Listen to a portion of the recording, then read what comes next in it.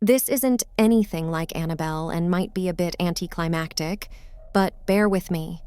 My grandmother was Wiccan and could hear, see, sense things, and that was passed down to me and one of my cousins.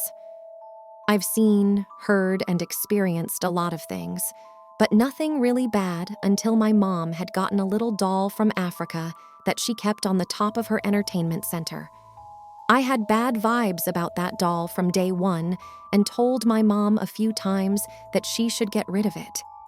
Being the extreme realist she is, she always said it was just a doll. She liked it and it was directly from Africa and was staying where it was. It was initially just a sense of unease, but that feeling grew stronger to where you could feel the hate and malevolence this doll was giving out. It came to a head one evening when I was over visiting. This doll sat in the center of the unit, looking out over the living room. My mom was at the far end of the living room, and I was in the kitchen getting a drink when she went silent in the middle of a sentence. I came back in to see her standing and staring at the doll.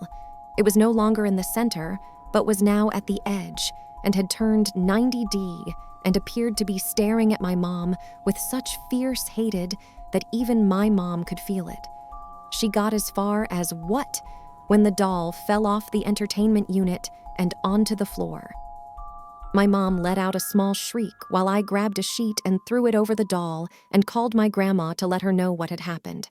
She said she'd be right over and to wait outside until she got there.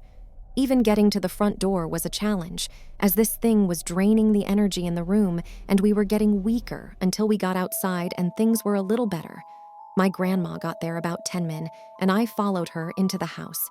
It was kinda as my grandmother was a 4'11" sweet little English lady with a sweet disposition and never a bad word about anyone. She walked into the living room, and with a strong voice I'd never heard from her before. "All right, that's enough." She walked over, lifted up the sheet, grabbed the doll, and put it in a small beige bag she was carrying with her. She walked over to my mom, and reverting back to sweet little old English lady, "Don't worry, dear. I'll cleanse the doll, and you won't have to worry anymore." Then she got back in her van and drove off. My mom was still a little freaked and spent the night at my place, as there was no way she was staying at her house that night.